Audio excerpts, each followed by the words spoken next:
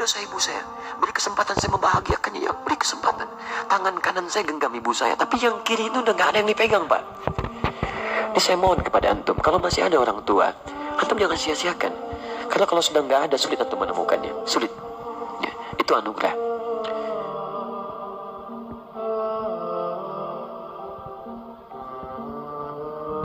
Qultu thumma ayyun. Aku bertanya lagi, setelah itu apa?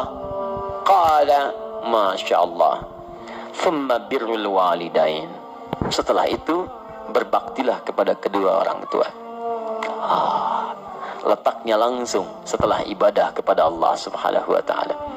Jadi Nabi langsung menjelaskan kandungan ayat tadi.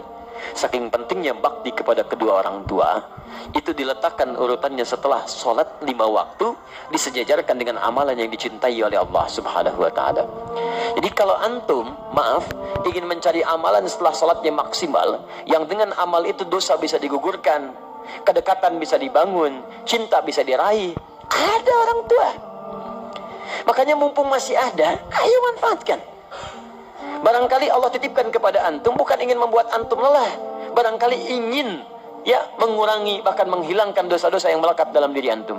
Ingin menghadirkan cinta Allah kepada antum, ingin memudahkan aktivitas yang antum sedang jalani. Saya sering katakan begini ya, hasil kerja keras antum itu, kalau antum sukses, boleh jadi kerja keras antum cuma 30%-nya, 70%-nya, disitulah tangisan ibunda anda yang menangis di pertengahan malam. Peluh keringat ayah anda yang dalam mencangkul itu berkata kepada Allah, ya Allah mohon, jangan sampai anak saya seperti ini keadaannya. Ya Allah jadikan dia lebih bahagia. Pernahkah antum dengar kisah ketika Sayyidah Hajar alaihissalam mencari air untuk Ismail alaihissalam? Silahkan cek. Yang bolak-balik siapa? Hajar. Naik sofa, turun ke Marwah, balik lagi. Berapa balikan? 7 kali bolak-balik. Teman-teman sekalian, yang dapat airnya siapa? Ismail alaihissalam. Sekarang lihat baik-baik. Saat Ismail alaihissalam ingin air, itu kan bayi bergerak-gerak nangis. Jarang, hampir saya nggak pernah lihat ada bayi nangis kaki tangannya nggak gerak. Diam aja begitu kan? Pasti punya masalah itu. Kalau dia menangis pasti bergerak tuh kanan kirinya. Makanya dia menangis minta air, ASI tidak keluar, disimpan di bawah, ibunya bolak-balik. Jadi saat ibunya naik ke sofa, kaki masih bergerak, hantam tanah ini, tangan begini-begini, tapi nggak ada yang keluar. Kapan air itu keluar? Ketika ibunya bertawakal kepada Allah. Lihat lagi bermohon kepada Allah. Rabbighfir warham wa'fu wa takaram innaka antal azizul akram. Ya Allah, enggak mungkin kau titipkan, ya Allah, ujian ini kecuali engkau berikan jalan keluarnya. Ya Allah, hamba sangat yakin dengan karuniamu. Ya Allah, hamba mohon. Ya Allah, hamba mohon. Sofa berpikir dengan cara yang bening. Marwah mengharapkan hasil terindah, harapan besar yang ingin diraih. Bolak-balik 7 kali. Begitu sampai 7 balikan, turunlah kemudian anugerah Allah di situ. Ikhtiar dibangun, kemudian hasil didapatkan. Kadang-kadang yang ikhtiar orang tua, yang dapat hasil anak. Makanya ibadahnya disebut dengan sa'i. Apa itu sa'i? Sa'i itu asalnya bukan lari-lari kecil. Bukan. Sa'i itu dari kata sa'a yas'a, kesungguhan dalam berusaha. Asalnya itu. Ya, asalnya kesungguhan dalam berusaha. Jadi kalau antum serius, dapat yang diraih. Quran surah ke-17 ayat 16 sampai 17, paling kiri sebelah atas. Allah menyebutkan orang yang berusaha serius, sa'a, disebutkan sa'a. Untuk urusan akhiratnya diberikan sepanjang dia serius dengan baik. Sa'a yas'a sa'yan, usaha yang sungguh-sungguh. Kenapa ibadahnya disebut dengan sa'i? Karena pada saat itu ada orang yang sangat berusaha dengan serius, ingin mencari air untuk anaknya. Ibu yang bolak-balik, anak yang dapat air. Begitu sampai pada yang ke-7, hamparan tangisan dan permohonannya menyentuh arsy. Seketika turun malaikat, menggerakkan sayapnya, menyertai telapak kaki Ismail ketika menghentak ke air, ke tanah. Malaikat menghentakkan sayapnya, keluar air. Ibunya melihat, kata ibunya, zam. Apa itu zam? Zam artinya kumpul, jangan berhenti. Kumpul, jangan berhenti. Karena itu disebut dengan zam-zam. Sampai hari ini tidak berhenti. Bagaimana ketulusan seorang ibu dalam mendekat kepada Allah, menghasilkan anugerah pada anak yang tidak berhenti keberkahannya. Karena itu saat antum merasa sudah sukses, usia antum sudah matang 40 tahun ke atas, maka turunlah Quran surah ke-46 ayat ke-15. Paling kiri sebelah atas. Jangan antum kira kesuksesan itu antum yang raih. Lihat kalimatnya. Wassaynal insana biwalidayhi ihsana. Hamalathu ummuhu karha. Lihat, kami wajibkan, wasiatkan, tegaskan kepada setiap anak bakti kepada kedua orang tuanya, seakan-akan dia merasa diawasi oleh Allah Subhanahu wa taala. Ibu kamu sudah mengandung kamu dalam keadaan lemah luar biasa, kemudian memberikan ASINya lemah luar biasa, perjuangannya berat.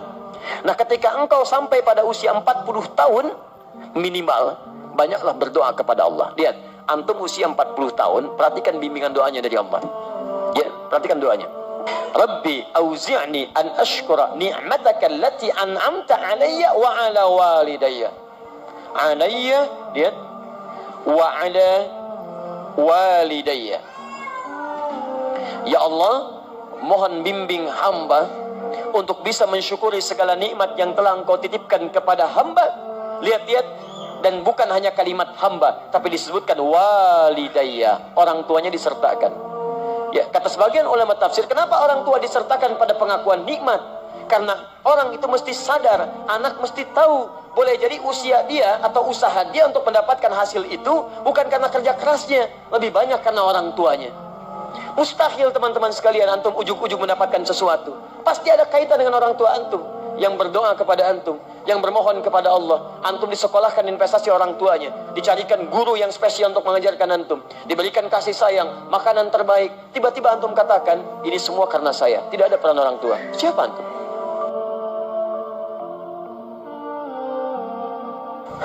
Jika semua diberikan, maaf, kandungan tidak pernah dilepaskan.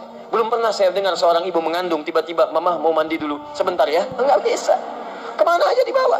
9 bulan 10 hari berjuang dengan lelahnya. Quran surah 7 ayat 189. ASI sempurna sampai 2 tahun. Gratis, paling bagus. Quran surah kedua ayat 233. Mencarikan guru untuk belajar sampai paham. Ya, sampai antum paham bisa berbagi. Quran surah ke-9 ayat 122. Menjadi dekat dengan Allah dalam belajar. Quran surah 58 ayat ke-11. Cari guru ngaji, ayo talaki, datang ke masjid.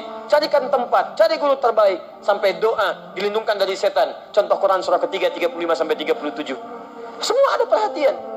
Tiba-tiba setelah dewasa, Masya Allah, minta sedikit saja, antum katakan, kenapa? Dan hebatnya, orang tua nggak pernah minta. Nggak pernah minta, jarang umumnya minta. Ya, tapi kalau sudah ada sinyal, antum mesti paham. Itu yang kadang-kadang susah. Ya, nah, jadi teman-teman sekalian, indah. Makanya lihat ya, itu ditempatkan setelah sholat tepat pada waktunya, bakti kepada kedua orang tua. Jadi berbahagialah antum kalau masih ada orang tua lengkap. Demi Allah saya katakan. Ya, saya ingin katakan pada antum, tolong jangan tunggu penyesalan di akhir. Karena kalau sudah tidak ada, nggak ada kesempatan untuk bisa mewujudkannya. Saya berusaha untuk menghadirkan bakti kepada keduanya. Tapi satu sudah tidak bisa didapati. Ya, saya 5 bersaudara. Saya anak keempat. Ayah saya mengajar satu musalla, sekarang menjadi masjid. Setiap yang dibawa itu saya dalam ta'lim beliau. Saya masih ingat betul, kalau beliau mengajar itu saya tidur. Ya, sekarang tertukar. Saya mengajar, beliau tertidur. Tapi yang paling menarik, dalam keadaan selesai mengajar pun kalau pulang, saya nggak dibangunkan, Pak. Digendong oleh beliau sampai ke kamar tidur, dan disitulah kemudian dipastikan tidurnya nyaman. Kalau bangun kadang digoda. Dari mana taunya? Karena saya pernah pura-pura tidur untuk tahu apa yang ayah saya lakukan dalam keadaan saya demikian. Ternyata dijaga betul sampai ke rumah. Sampai tiba masanya, kemudian saya mau masuk pesantren. Apa yang terjadi? Ayah saya diberikan ujian sakit oleh Allah Subhanahu wa taala. Dengan sakit itu kemudian kami menjenguk ke rumah sakit. Ayah saya hanya memeluk, mengatakan, maafkan, saya tidak bisa mengantar.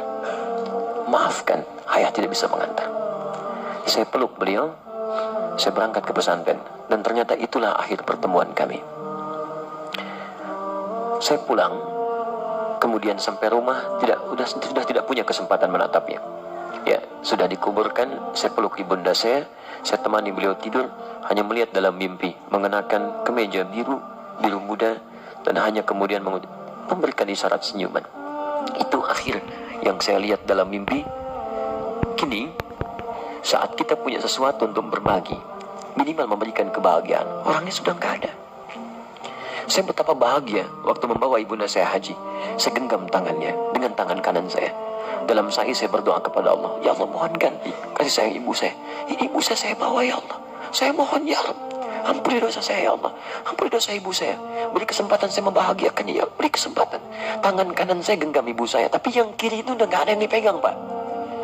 Ini saya mohon kepada antum, kalau masih ada orang tua, antum jangan sia-siakan. Karena kalau sudah nggak ada, sulit antum menemukannya. Sulit. Ya, itu anugerah. Ya, teman-teman sekalian, saya kira itu bagian kedua. Ya, dan yang terakhir, qultu thumma ayyun, saya bertanya lagi, apalagi setelah yang kedua itu? Kata Nabi, thummal jihadu fi sabilillah, baru jihad fi sabilillah. Perhatikan, jihad fi sabilillah letaknya nomor 3. Nomor 3 setelah bakti pada orang tua. Jadi bahkan nanti dalam kaidah nggak boleh antum mau jihad, orang tua tidak sepakat, antum maksa jihad, antum dosa. Nanti kita lihat bab selanjutnya. Ada seorang ingin berjihad, orang tuanya ternyata belum mengizinkan dia berangkat. Dan sedih. Apa kata Nabi? Masya Allah, kata Nabi, pulang kamu ke rumah, buat dia tertawa seperti engkau membuatnya menangis. Buat dia tertawa seperti engkau membuatnya menangis. Saking tingginya nilai bakti pada orang tua, pahala antum diberikan di situ. Kadang antum jadi pahala keluar rumah, di dalam rumah ada sosok yang sangat dalam yang menghadirkan pahala kebaikan kita. Mungkin jalan surga antum bukan di luar, orang tua yang dititipkan kepada antum. Yang lain usia 60 tahun, yang lain 50 tahun. Kok orang tua antum 80 tahun hadir di samping antum? Kadang-kadang rasanya makin repot. Ternyata di situ surganya ternyata. Dan itu jihad terpenting dibandingkan dengan keluar, dan urutannya nomor 3. Urutan nomor 3. Karena itu hadis ini dan ayat yang kita bahas ingin memberikan pesan yang dalam kepada kita semua, agar dalam setiap kesempatan mari kita tunjukkan bahwa tidak salah Allah amanahkan pada kita orang tua, yang dengan itu titian surga kita bisa diraih.